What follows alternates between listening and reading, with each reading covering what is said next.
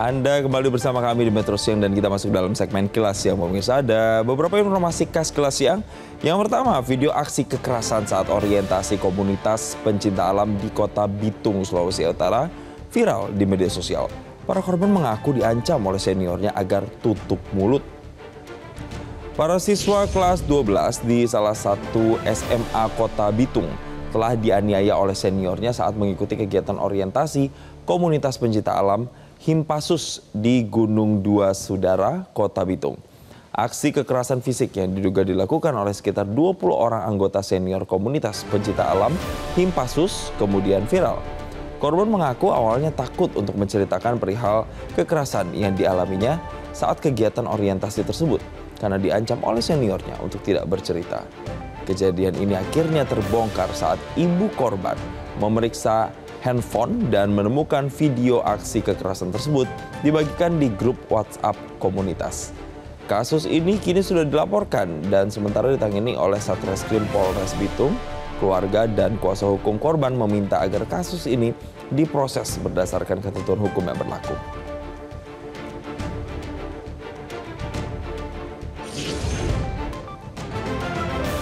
Adik-adik masih kecil, masih sekolah, masih menimba ilmu. Janganlah berpikir kekerasan. Kasihan orang tua di rumah yang sudah capek mengeluarkan segala daya upaya dan juga biaya loh untuk sekolahin kalian semua.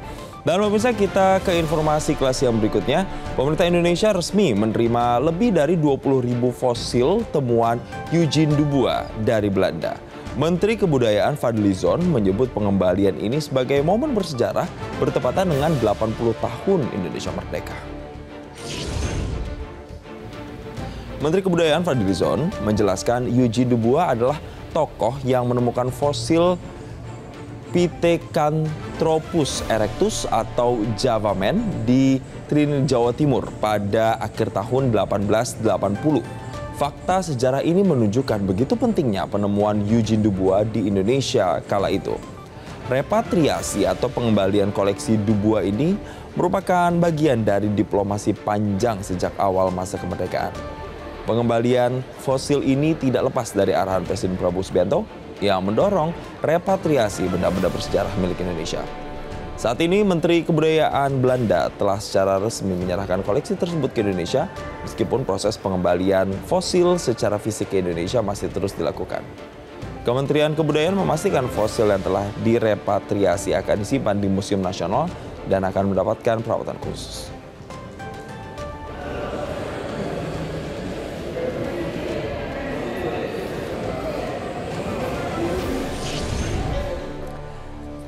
Ya, kita doakan proses repatriasinya ini berjalan lancar dan lebih cepat karena tentunya ini banyak sekali manfaat khazanah pengetahuan yang nantinya bisa didapatkan oleh masyarakat Indonesia.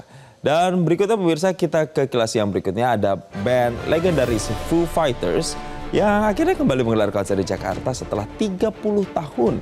Band yang dibentuk oleh Dave Grohl ini berhasil membuat penggemarnya bernostalgia dan menari bahagia saat melihat idola mereka tampil langsung di depan mata. Pemirsa, konser ini digelar di Karnaval Ancol Beach City pada Kamis 2 Oktober 2025. Band rock asal Amerika ini sukses membuat penonton bernyanyi, berlompat, dan mengikuti irama lagu-lagu hits mereka.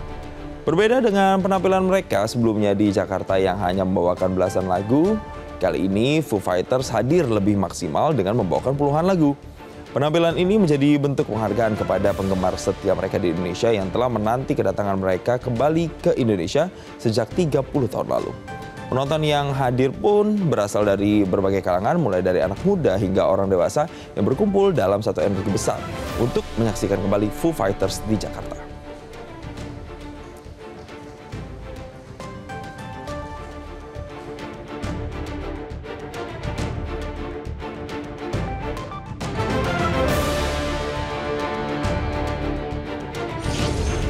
Jelajahi cara baru mendapatkan informasi. Download Metro TV Extend sekarang.